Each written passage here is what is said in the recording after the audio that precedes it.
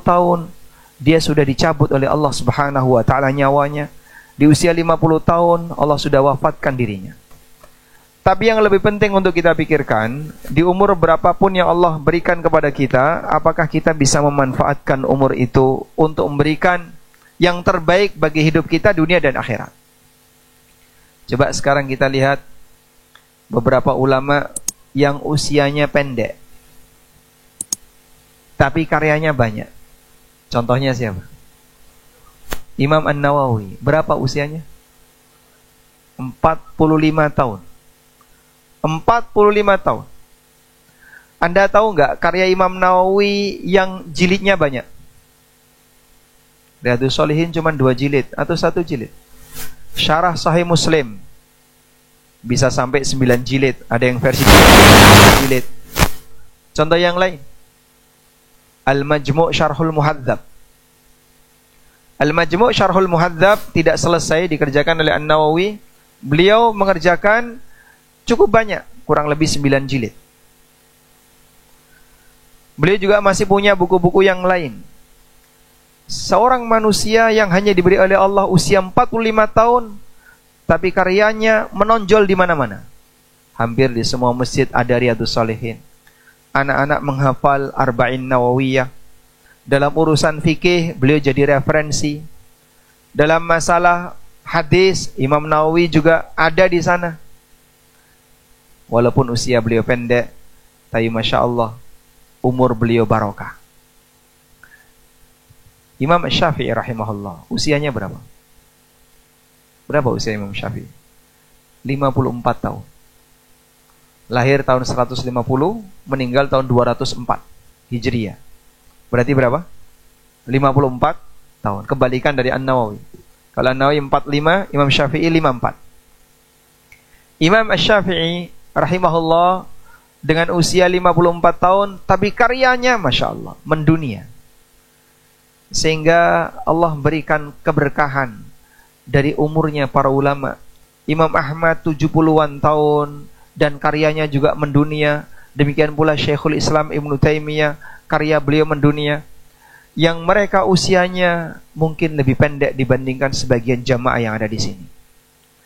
Maka berbicara tentang masalah umur dan usia, yang lebih penting adalah apakah kamu bisa memanfaatkan itu dengan maksimal. Sebab itu akan dihisab oleh Allah. Nabi SAW ingatkan dalam hadis riwayat Tirmidzi, La tazulu qadama 'abdin yaumal qiyamah. Kaki seorang hamba tidak akan geser besok di hari kiamat hatta yus'al, sampai dia ditanya oleh Allah. Kemudian beliau menyebutkan 4 hal. An umrihi fima afna, wa an ilmihi madza amila bih, wa an jismihi fima abla, wa an malihi min aina iktasaba wa fima anfaqah. Kaki seorang hamba gak bakalan geser besok di hari kiamat sampai dia ditanya oleh Allah Ta'ala tentang 1, umurnya, untuk apa umur itu dihabiskan. Dan umur itu sama dengan apa jemaah? Umur sama dengan apa? Waktu. Allah bakal tanya tentang waktu kita. Kau pakai apa waktu yang telah aku berikan kepadamu? Yang kedua, wa an ilmihi fima fa'al. Allah bakal tanya tentang ilmunya, sejauh mana sudah dia amalkan. Yang ketiga, wa an jismihi fima ablah. Allah bakal tanya tentang jasadnya. Waktu masih muda dia kuat, waktu masih muda dia masih banyak beraktivitas. Makin tua makin mengalami penurunan. Makin lemah, makin lemah, makin lemah. Allah bakal tanya, kamu dikasih usia muda, fisikmu masih kuat, kau pakai apa? Ada yang habis untuk main bal-balan, ada yang rusak. Fisik itu rusak gara-gara olahraga. Olahraga yang melebihi dosis itu bisa merusak fisik. Ada yang patah tulang gara-gara olahraga ini, ada yang ligamennya putus gara-gara olahraga ini, dan seterusnya. Tolong dijaga baik-baik, Pak. Fisik Anda kalaupun rusak, jangan sampai rusak yang tanpa pahala. Cuman olahraga overdosis. Karena Allah bakal tanya, Kamu dikasih fisik kuat, sampai rusak kayak gitu kau pakai apa? Karena siapapun ketika fisiknya dipakai dan tidak beraturan atau melebihi batas, akan rusak. Kalau kemudian fisik itu rusak tanpa menghasilkan apa-apa, Allah bakal minta pertanggungjawaban. Wa an malihi min aina iktasaba wa fima anfaqa. Allah juga bakal tanya tentang hartanya, dari mana dia dapat dan untuk apa dia gunakan. Jamaah yang dimuliakan Allah, pertama yang bakal ditanya oleh Allah dalam hadis ini adalah masalah waktu. Sampai Allah jadikan itu sebagai sumpah untuk mengatakan semua manusia rugi. Wal asri innal insana lafi khusr. Demi waktu, sesungguhnya semua manusia itu rugi. Illal ladzina amanu wa amilus salihati wa tawasaw bil haqqi wa tawasaw bis sabr. Kecuali orang yang disebutkan oleh Allah di lanjutan ayat, dia punya 4 kriteria. Beriman, beramal saleh, berusaha mendakwahkan apa yang sudah dia ketahui, dan bersabar. Baik. Kenapa Allah Subhanahu wa ta'ala bersumpah demi waktu? Karena waktu ini ibarat modal. Orang bisa beramal ketika dia punya waktu.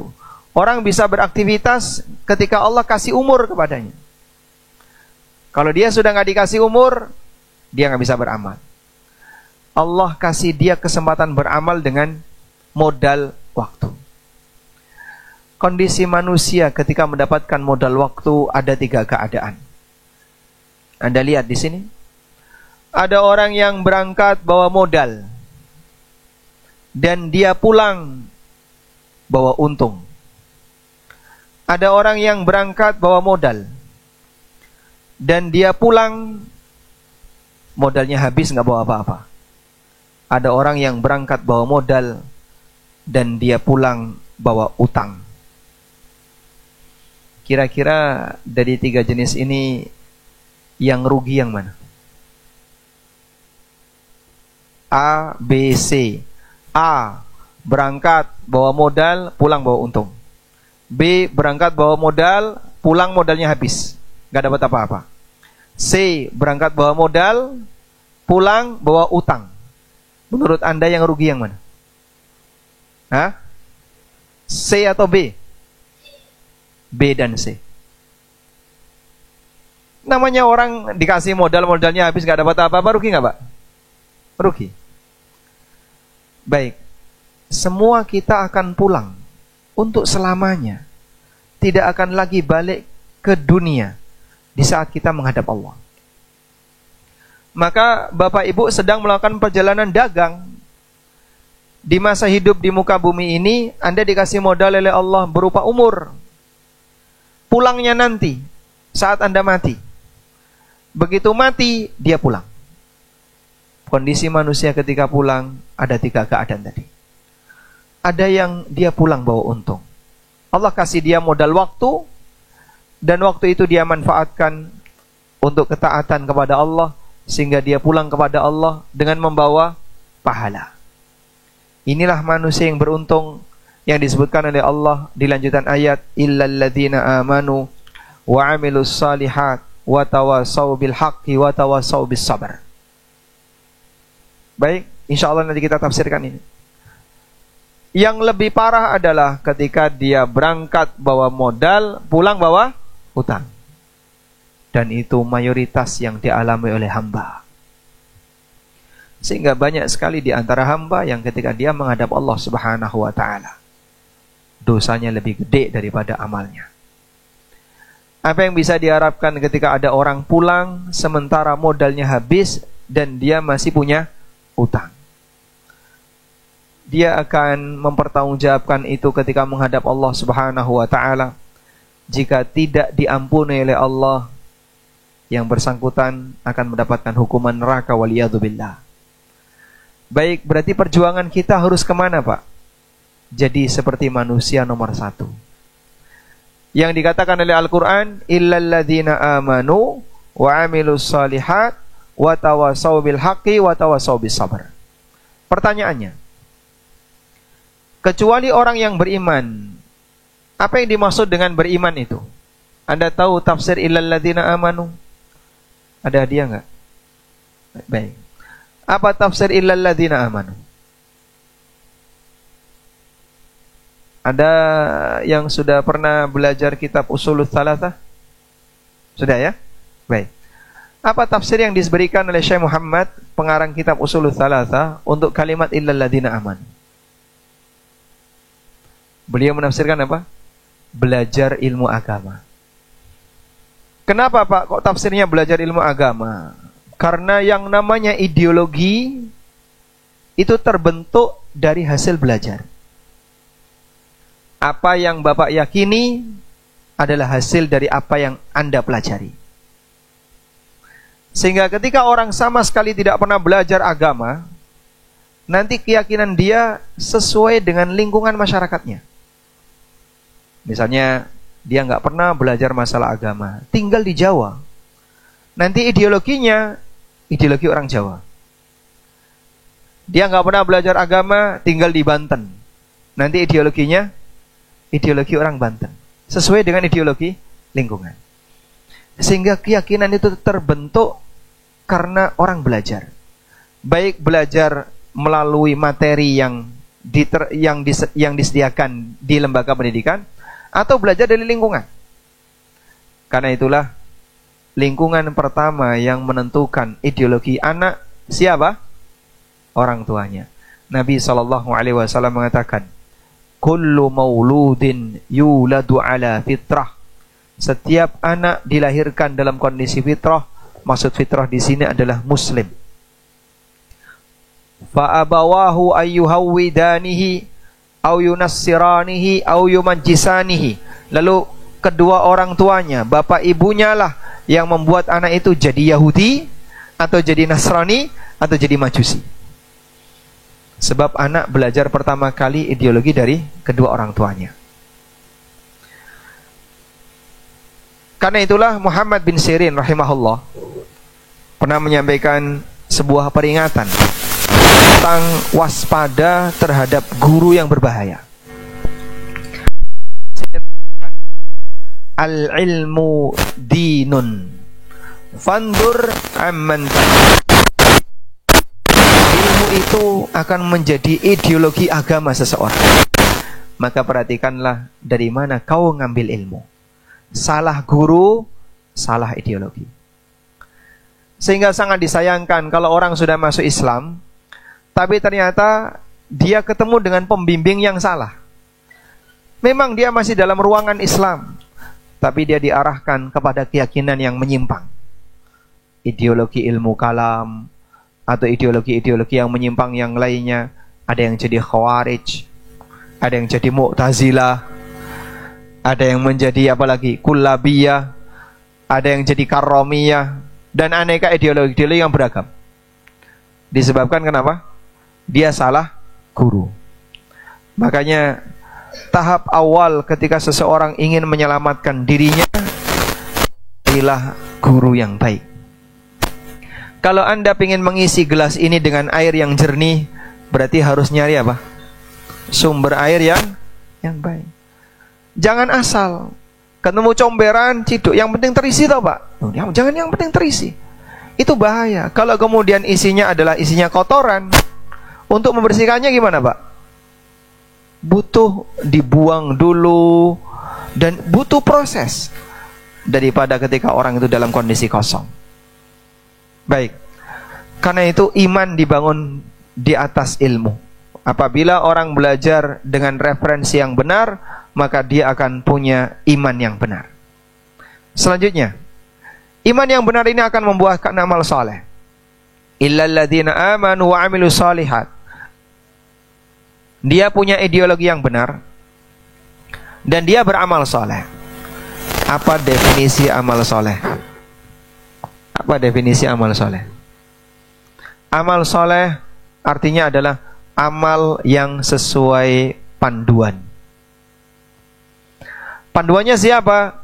Rasulullah SAW.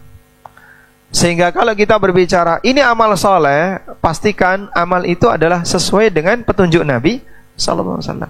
Kalau nggak sesuai petunjuk Nabi Pak, misalnya Pak, ada orang berzikir seperti ini, ada orang yang beribadah seperti ini, itu bukan amal soleh. Tapi kan itu ibadah. Ya, sebut saja amal yang kelihatannya soleh. Ya. Tapi bukan amal soleh. Disebut amal soleh ketika yang bersangkutan mengerjakannya sesuai dengan panduan Nabi SAW. Iman dan amal soleh sering digandengkan karena ini mewakili dua kalimat syahadat. Syahadat la ilaha illallah itu adalah kalimat al-iman. Syahadat Muhammad Rasulullah itu mewakili amal soleh. Karena amal disebut soleh apabila amal itu sesuai dengan petunjuk Nabi SAW. Sebagaimana Sufyan Ats-Tsauri ketika menafsirkan firman Allah Subhanahu wa taala, alladzi khalaqal mauta wal hayata liyabluwakum ayyukum ahsanu amala. Dialah zat yang menciptakan kehidupan, kematian dan kehidupan untuk menguji kalian. Siapa di antara kalian yang paling baik amalnya? Ai akhlasuhu wa aswabu. Tafsirnya adalah yang paling ikhlas dan paling sesuai panduan. Karena yang namanya amal soleh terhitung sebagai amal soleh jika sejalan dengan panduan Nabi Sallallahu Alaihi Wasallam. Baik. Setelah dia berhasil beriman yang baik dan dia melaksanakan amal sesuai dengan panduan, tugas manusia tidak berhenti sampai di situ. Dia punya tugas yang ketiga. Kamu tidak boleh masuk surga sendirian. Kau harus ajak orang lain untuk turut sama-sama masuk surga. Maka ada perintah watawasau bil haqqi. Manusia harus saling mendakwahkan kebenaran. Seberapapun ilmu yang dia miliki, sampaikan kepada orang lain. Rasulullah sallallahu alaihi wasallam ngasih motivasi, ballighu anni walau ayah. Sampaikan dariku meskipun satu materi. Ayah di sini sebagian ulama menafsirkan artinya adalah satu materi. Kau punya materi apa? Saya tahu tentang ini, sampaikan. Gak semua orang punya semangat untuk menyampaikan. Ada banyak orang yang hanya sebatas untuk membagi video saja, dia gak mau. Nanti kalau saya download video atau saya share link, saya harus nonton dulu, butuh modal kuota dan seterusnya, pengennya gratisan nyari wifi di masjid. Tayyib. Betapa pelitnya orang ini untuk berbagi kebaikan. Karena itu salah satu di antara syarat agar orang bisa disebut sebagai orang yang beruntung adalah mereka yang mengikuti jalan Nabi SAW mendakwahkan kebenaran. Nabi SAW diperintahkan oleh Allah, Qul hadhihi sabili ad'u ilallah ala basiratin ana wa man ittaba'ani. Katakan wahai Muhammad, hadhihi sabili, ini adalah jalanku. Ini adalah jalanku. Bagaimana jalan Nabi SAW? Ad'u ilallah. Aku mengajak orang untuk kembali kepada Allah. Bagaimana caranya? Ala basiratin, di atas ilmu. Ana wa man ittaba'ani, aku dan orang-orang yang mengikutiku. Sehingga salah satu di antara karakter pengikut Nabi SAW, dia punya semangat untuk menyebarkan kebaikan. Baik, walhamdulillah para ikhwah sekalian, mungkin Anda tersebar di berbagai macam grup WA. Kemudian teknologi yang Anda miliki jangan dipakai sebagai media untuk berantem. Sangat disayangkan. Ngapain kita malah ribut di situ hanya dengan berantem? Terus gimana Pak? Cukup Anda kasihkan video yang bermanfaat, yang insya Allah itu bisa memberikan pencerahan bagi yang lain.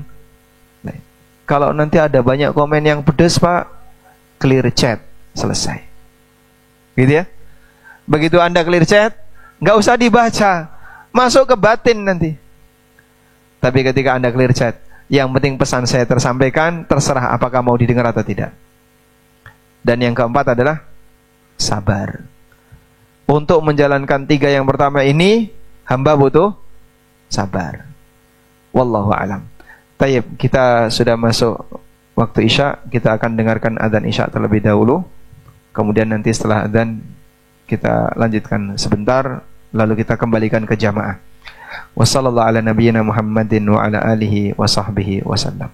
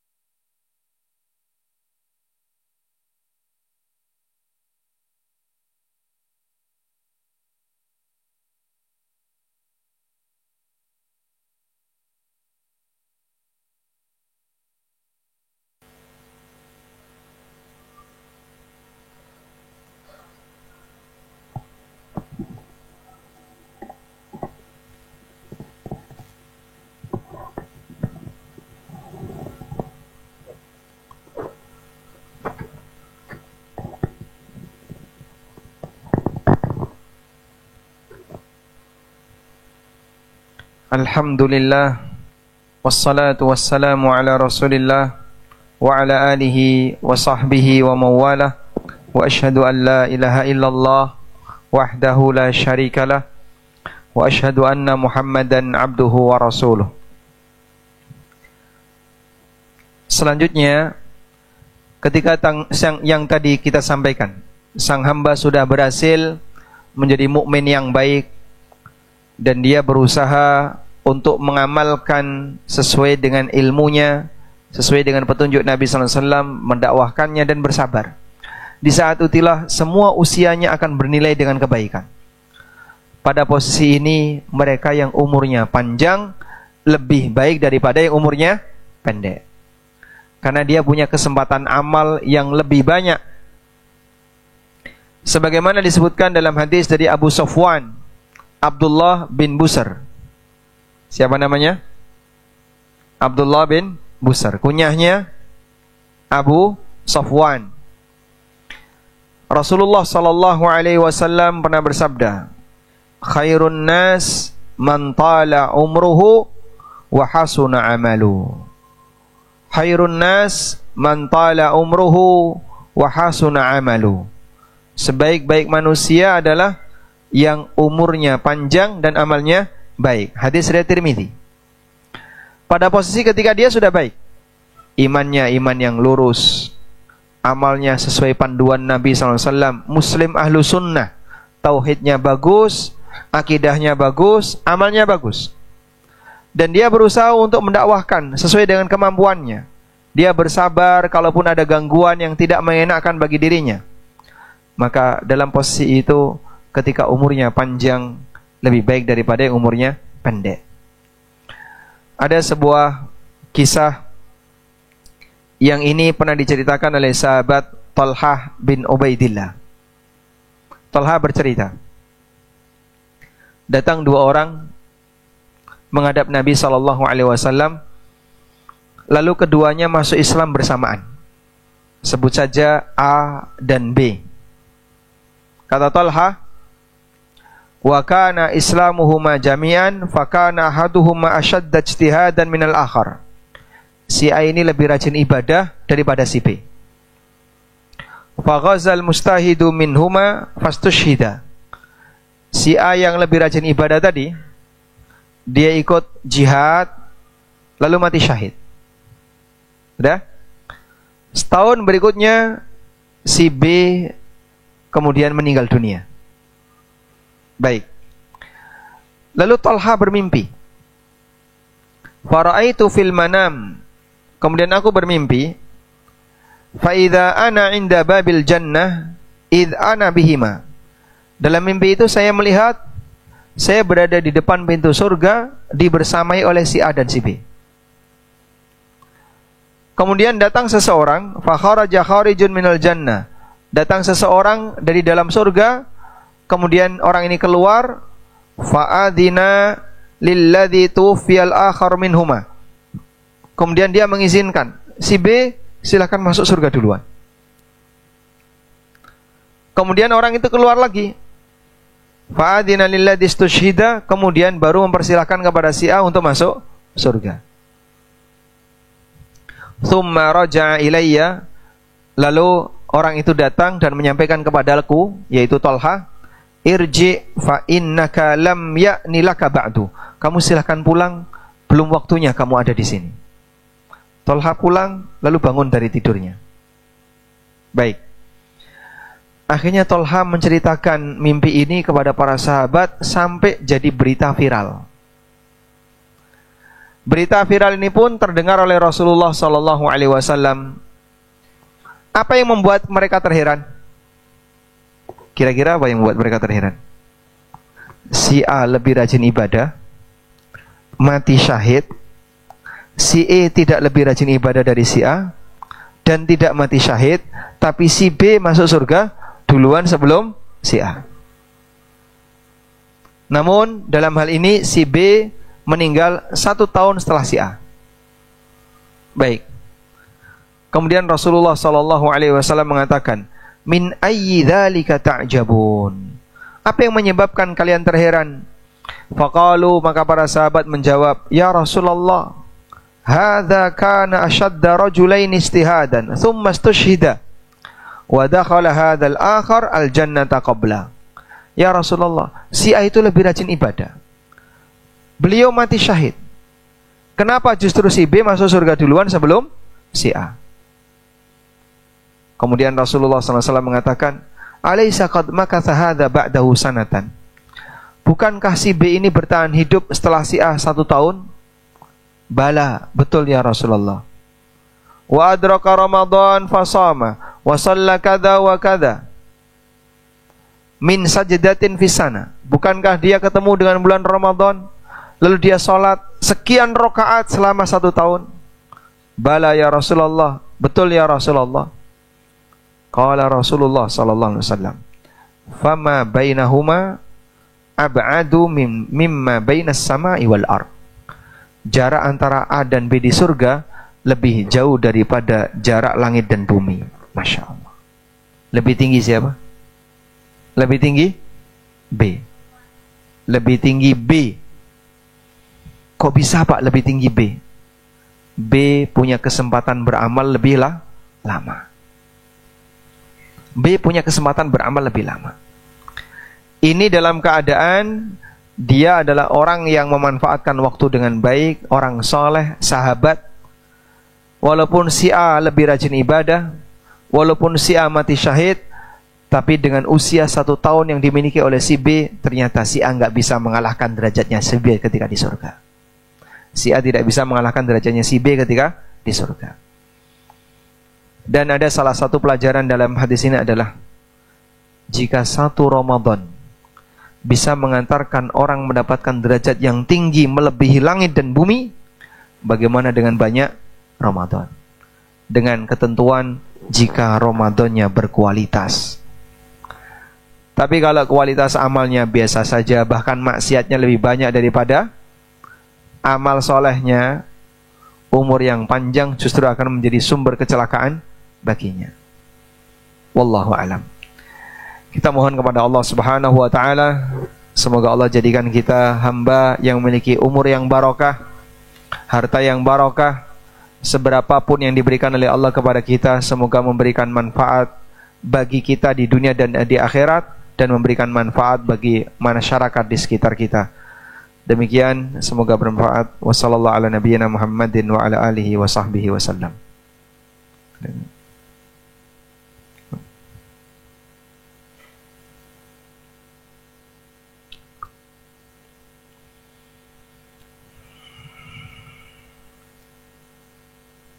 Ada pertanyaan lewat kertas ya. Afwan, saya sedih. Yang dimana kita tahu bahwa sholat itu mencegah kemungkaran. Namun dengan rajinnya saya sholat, kenapa masih sulit meninggalkan kemaksiatan di kala sendiri? Allah Subhanahu wa taala berfirman, "Wa aqimis shalah innas salata tanha 'anil fahsya'i wal munkar." Apa makna innas salata tanha 'anil fahsya'i wal munkar? Sesungguhnya salat bisa mencegah seseorang dari perbuatan keji dan mungkar. Mengenai tafsir bahwa salat bisa mencegah dari perbuatan keji dan mungkar, tafsir yang pertama, apabila orang itu salatnya benar, maka ibadah salat yang dia kerjakan akan menjadi sumber taufik baginya, sehingga menyebabkan dia terhalangi untuk berbuat kemungkaran, walaupun tidak saat ini. Walaupun tidak saat ini. Jadi misalnya Anda sudah mengalami kasus, saya sudah berusaha rajin sholat, tapi kenapa saya masih sering maksiat ketika sendirian? Akan ada waktunya ketika sholat Anda serius, akan membuat Anda jadi bosan dengan maksiat itu, dan akan membuat Anda jadi gak senang dengan maksiat itu, dihalangi oleh sholatnya. Ini pernah ada kejadian seperti ini di zaman Nabi SAW. Ya Rasulullah, ada orang yang terkenal dengan sholat tahajudnya. Si fulan itu rajin tahajud. Wa idza kana fin nahari sarok. Tapi kalau siang hari sukanya mencuri. Lalu Nabi SAW mengatakan, satanhahu salatuhu. Salatnya akan mencegah dia dari pencurian tadi. Salatnya akan mencegah dia dari pencurian. Masya Allah. Sehingga beliau menyebutkan, mungkin sekarang dia sedang mencuri, tapi nanti salatnya akan mencegah dia dari pencurian. Dan dari zaman ke zaman, potensi maksiat itu berwarna-warni, berbeda-beda. Potensi maksiat dulu dengan sekarang berbeda. Potensi maksiat sekarang lebih didominasi oleh HP. Potensi maksiat dulu mungkin nggak seperti itu, Pak. Maksiat dulu mungkin maksiat dari sisi urusan perut. Kadang orang suka ngambil harta orang lain. Karena kan susah makanan ya. Susah hidup dan seterusnya. Intinya potensi maksiat itu beragam. Namun ketika seorang hamba rajin sholat dengan baik, maka insya Allah sholatnya punya kemampuan untuk menghalangi dia dalam berbuat maksiat. Dengan catatan serius, istiqomah sholat. Yang kedua, tafsir yang kedua. Inna sholata tanha anil fahsya'i wal munkar. Sholat bisa mencegah dari perbuatan keji dan mungkar. Maknanya adalah ketika sang hamba sedang sholat, dia tidak berbuat maksiat. Ketika sang hamba sedang sholat, dia tidak berbuat maksiat. Contoh, ada 3 orang sedang gibah, lalu datang waktu sholat. Sudah? Kemudian mereka sholat. Saat 3 orang ini sholat, apakah dia sambil gibah? Hah? Tidak. Forum gibah bubar karena apa? Sholat. Maka sholat mencegah dia dari perbuatan maksiat. Ada ibu-ibu sedang buka aurat di pinggir jalan. Begitu dia sholat, maka dia tutup aurat gak? Dengan sholat dia terhalangi maksiat. Karena manusia tidak bisa maksiat di saat sholat. Orang mungkin bermaksiat saat puasa, mungkin bermaksiat saat haji dan umroh, tapi manusia tidak bisa maksiat ketika sholat. Bisa maksiat ketika sholat, Pak? Sambil lihat aurat bisa? Hah? Tidak bisa. Oleh karena itu, ketika sang hamba sedang sholat, sholat ini mencegah dari perbuatan keji dan mungkar. Sehingga ayat Allah tidak pernah salah. Loh, katanya sholat bisa mencegah dari perbuatan keji dan mungkar. Nyatanya banyak orang sholat masih rajin maksiat. Coba dia ketika sholat maksiat enggak? Tidak. Nah itu, sholatnya mencegah dia dari perbuatan keji dan mungkar. Wallahu a'lam. Dan tafsir yang kedua ini tafsirnya Ibnu Umar. Tafsir yang kedua ini adalah tafsir Ibnu Umar.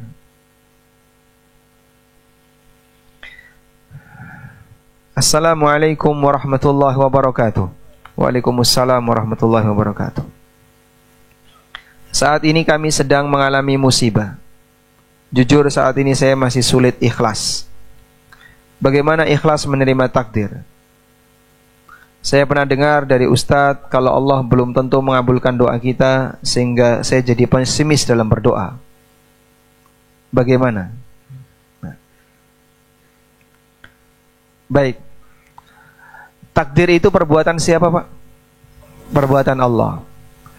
Maka orang yang sabar ketika menerima takdir yang enggak baik, dia tidak akan suudzon kepada Allah.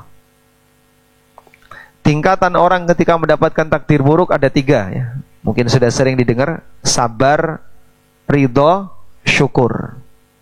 Sabar tingkatan yang paling bawah, ridho di atasnya, syukur di atasnya lagi. Bagaimana bentuk sabar itu? Ketika dia menerima takdir, rasanya enggak enak, pahit, rasanya enggak enak. Tapi dia menahan diri jangan sampai melakukan tindakan yang melanggar aturan Allah atau mengundang murka Allah, lahir batin. Itulah sabar. Sehingga dia paksakan dirinya jangan sampai benci dengan Allah, merasa didolimi oleh Allah, termasuk juga saya enggak terima dengan ini. Itu semuanya bahaya. Nabi SAW ingatkan, innallaha idza ahabba 'abdan ibtalahu. Ketika Allah mencintai seorang hamba, maka Allah akan memberikan ujian kepada yang bersangkutan. Fa in radiya falahu ridha. Kalau sang hamba ridha, maka dia akan mendapatkan ridha Allah. Wa in sakhita falahu sukht. Tapi kalau sang hamba emosi, maka Allah akan murka kepadanya. Baik. Yang kedua, ridho. Ridho itu sama saja. Tidak ada respon batin apapun ketika orang dapat musibah. Sehingga bagi dia, dapat musibah, gak dapat musibah, saya sama saja. Saya selalu pasrah dengan ketetapan Allah, apapun keadaannya. Itu ridho. Baik. Anda punya mobil, baret, penyok, biasa aja. Anda tidak merasakan sakit hati, Anda tidak kepikiran ketika mobil Anda penyok, berarti Anda ridho dengan takdir. Kira-kira takdir buruk atau baik? Mobil penyok buruk, baik. Yang ketiga, syukur.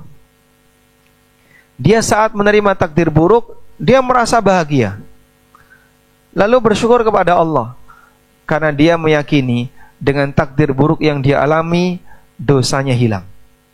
Sebagian dosanya hilang.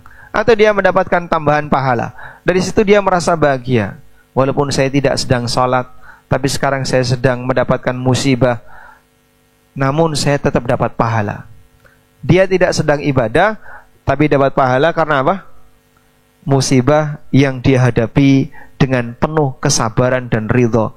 Lalu dia bersyukur kepada Allah. Alhamdulillah. Maka Nabi SAW ketika mendapatkan musibah, beliau baca apa? Beliau tetap memuji Allah. Alhamdulillahi ala kulli hal. Segala puji bagi Allah apapun keadaannya. Baik. Selanjutnya untuk pilihan sabar tadi ya. Sabar itu ada dua.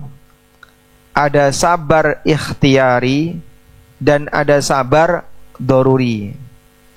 Sabar ikhtiyari lebih tinggi derajatnya daripada sabar doruri. Saya ulang ya. Sabar ikhtiyari lebih tinggi derajatnya daripada sabar doruri. Apa ikhtiyari? Sabar di mana orang punya pilihan untuk menghindar. Dan kalau dia menghindar, maka dia mendapatkan keuntungan. Itulah sabar ikhtiyari.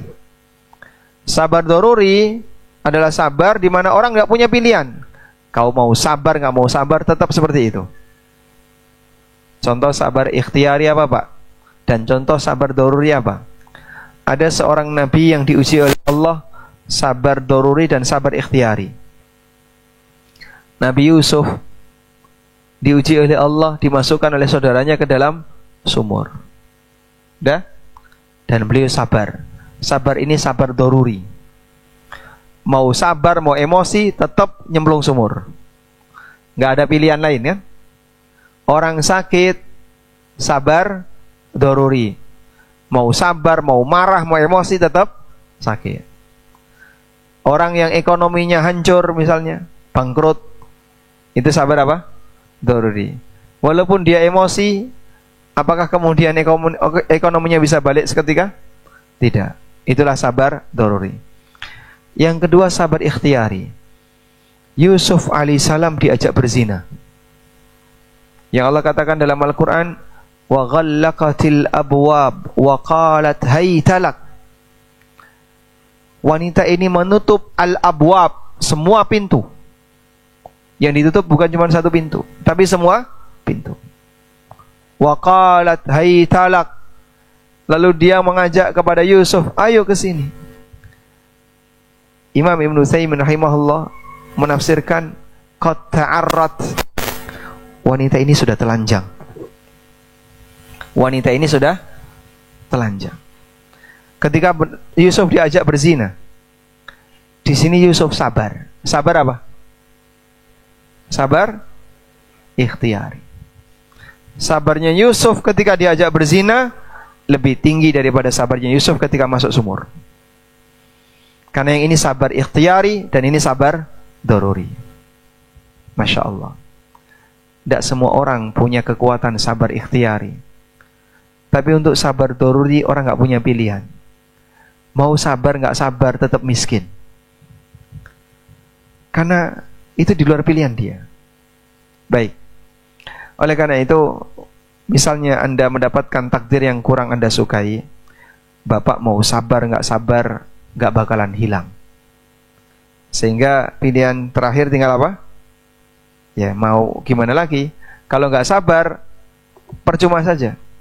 Maka pilihan terakhir tinggal sabar. Wallahu a'lam. Jika kita qada puasa Ramadan karena sakit, kemudian kita batal dengan sengaja saat siang hari, apakah dosanya sama seperti batal dengan sengaja di bulan Ramadan? Kalau Anda punya uzur, tidak berdosa. Tapi kalau nggak punya uzur, dosa.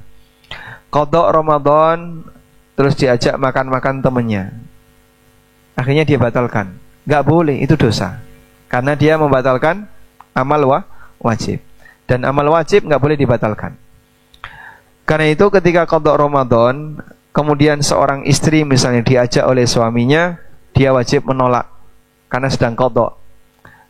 Tapi kalau puasa sunnah tidak boleh nolak. Sebab puasa sunnah boleh dibatalkan tanpa ada sebab. Anda puasa Senin atau Kamis, kemudian Anda tiba-tiba berubah pikiran karena istri masak enak misalnya, terus Anda batalkan, silahkan. Ya, begitu sudah batal, oh ternyata itu masakan tetangganya. Insyaallah. Walhamdulillah, itu belum rezekinya ya.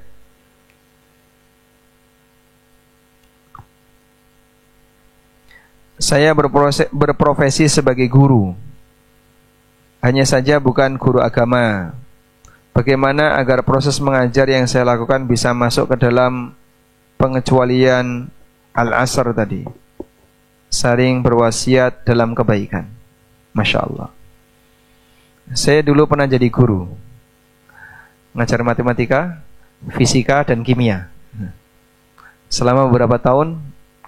Dan sebelum pelajaran, kajian dulu. Jadi kita kasih baca 1-2 hadis sambil dikasih pengarahan dan seterusnya.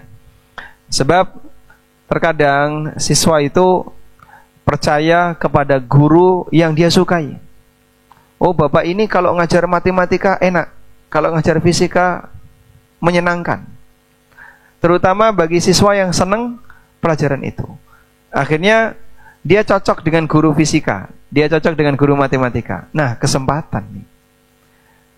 Sehingga kecocokannya ada di sisi urusan dunia, tapi kita sematkan materi agama di saat kita ngasih masukan ke dia. Ya.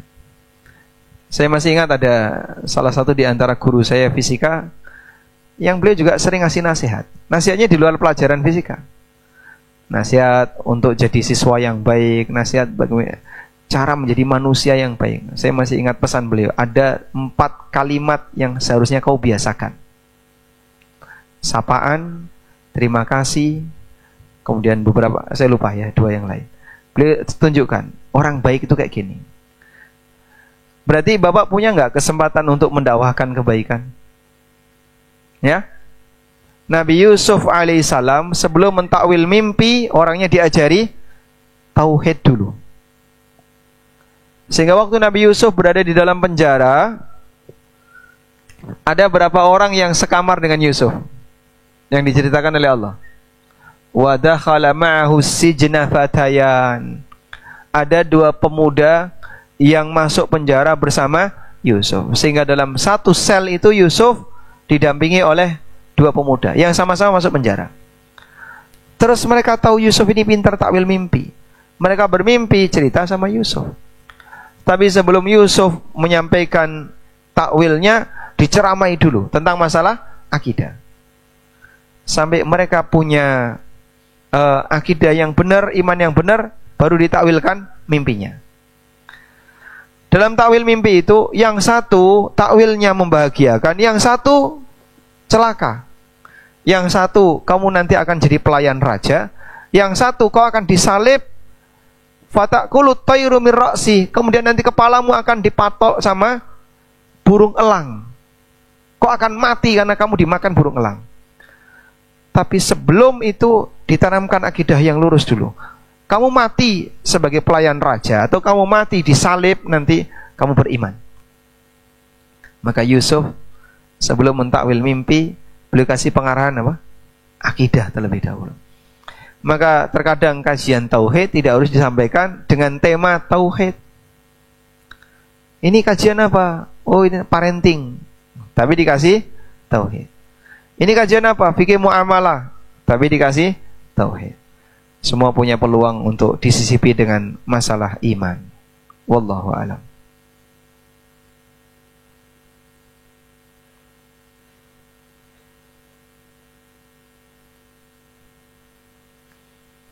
Bagaimana dengan apa ini?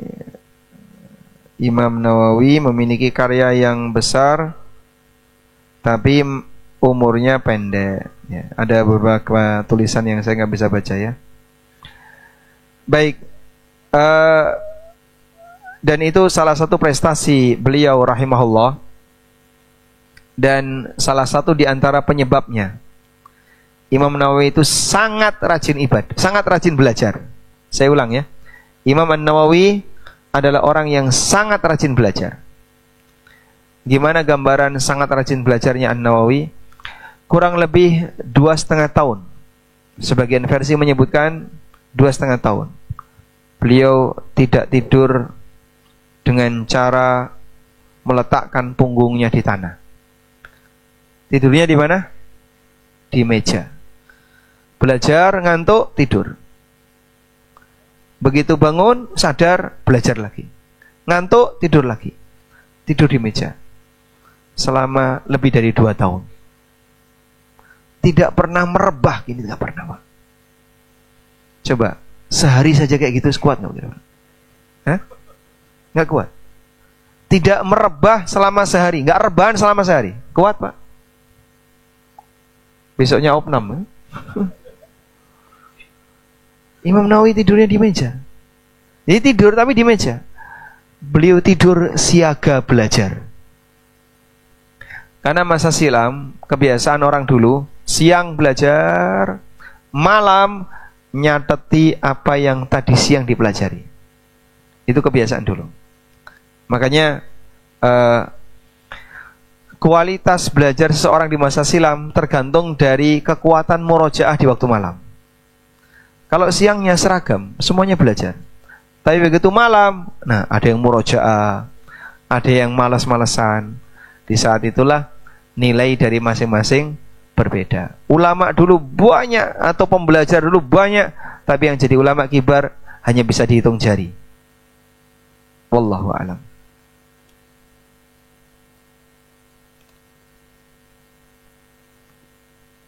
Assalamualaikum warahmatullahi wabarakatuh. Waalaikumsalam warahmatullahi wabarakatuh. Bolehkah zakat mal digunakan untuk pembangunan tempat wudhu masjid? Tidak boleh ya. Jadi zakat itu kepemilikannya pribadi.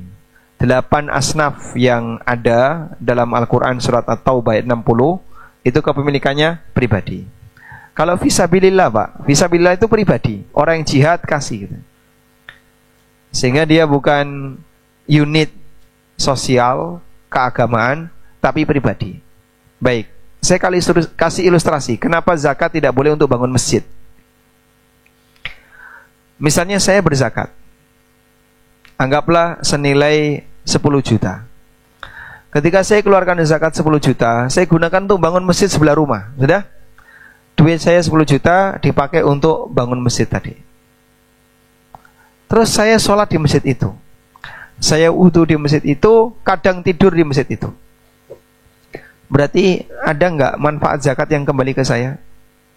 Hah? Loh, kamu kan kemarin ikut nyumbang masjid ini 10 juta. Terus kenapa? Itu kan dari zakat. Kenapa kamu pakai masjid ini? Terus saya harus sholat di mana? Oh, nggak boleh di sini, cari tempat yang lain. Gimana nanti? Kasihan yang bayar zakat untuk masjid. Ada Pak Haji misalnya. Saya mau bayar zakat 1M. Udah, 1M jadi langsung jadi satu masjid. Beliau boleh nggak sholat di sini? Boleh sholat di situ? Hah? Berarti kan memanfaatkan zakatnya. Karena itulah zakat tidak boleh ke masjid. Zakat tidak boleh untuk pembangunan masjid. Sehingga masjid itu dari dana wakaf, bukan dari zakat. Maka untuk tempat wudhu, untuk bangunan fisik masjid itu dari dana wakaf, bukan dari zakat. Wallahu a'lam.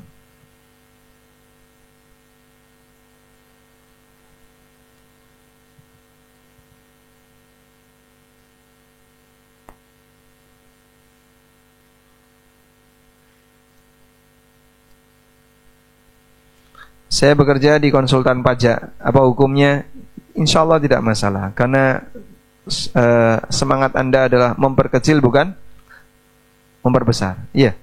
Nah, sehingga tidak masuk dalam kategori tolong-menolong dalam kemaksiatan, tapi Anda justru menolong orang yang dizalimi.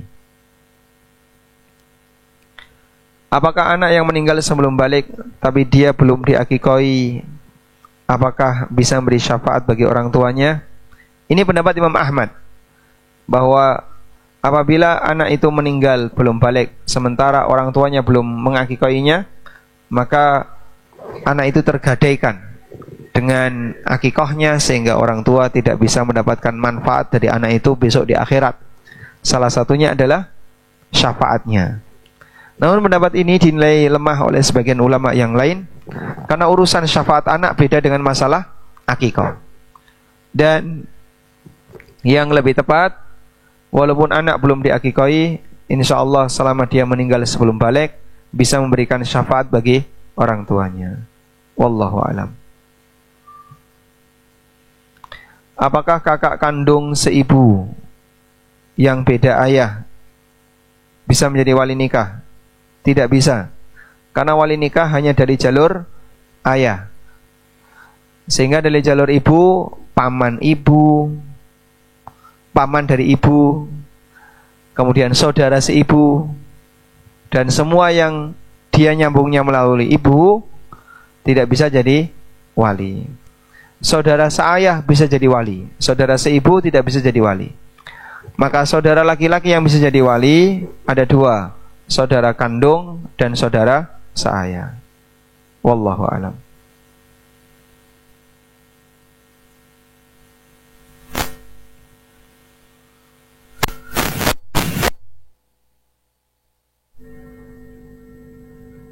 Assalamualaikum. Waalaikumsalam. Berdosakah seorang suami yang meninggalkan anak istrinya yang kena musibah?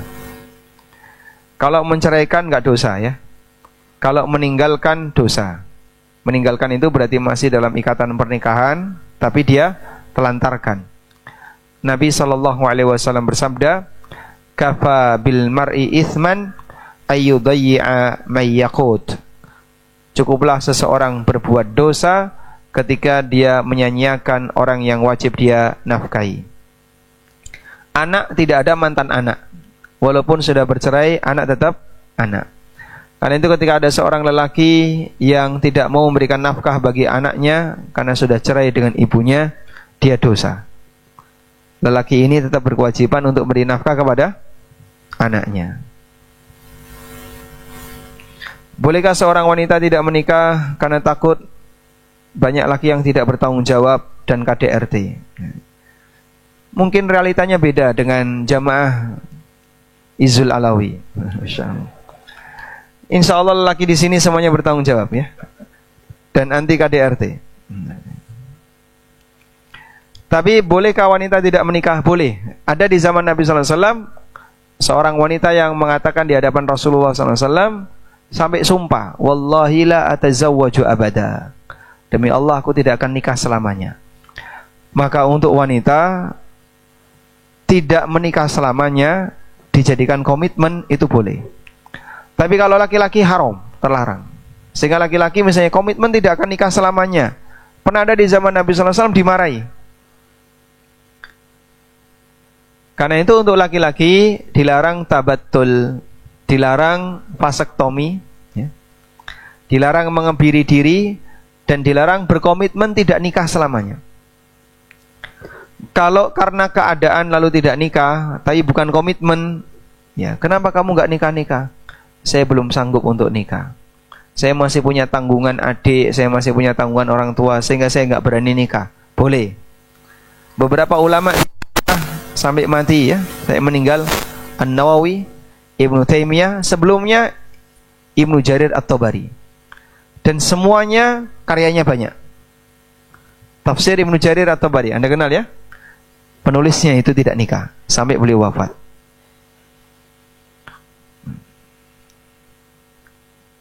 Di satu masjid di atas lantai sepiteng, apakah boleh dipakai sholat? Datang Badui masuk Masjid Nabawi, terus kencing. Ada? Sahabat ngapain? Marah, tapi dilarang oleh Rasulullah SAW. Setelah dia selesai kencing, diapain? Disiram? Atau tanahnya dikeduk? Diapain? Nah, saat disiram, najisnya kemana? Najisnya hilang? Atau ke bawah? Kemana? Ke bawah. Sehingga saat disiram, najis itu tidak pergi dari Masjid Nabawi, tapi najis itu tuh turun. Di atasnya boleh nggak dipakai sholat? Sama insya Allah. Nah, Wallahu a'lam. Baik, demikian yang bisa kita bahas. Semoga bermanfaat. Wassallallahu ala nabiyyina Muhammadin wa ala alihi wa sahbihi wasallam. Wa akhiru da'wana anil hamdulillahi rabbil alamin. Wassalamualaikum warahmatullahi wabarakatuh.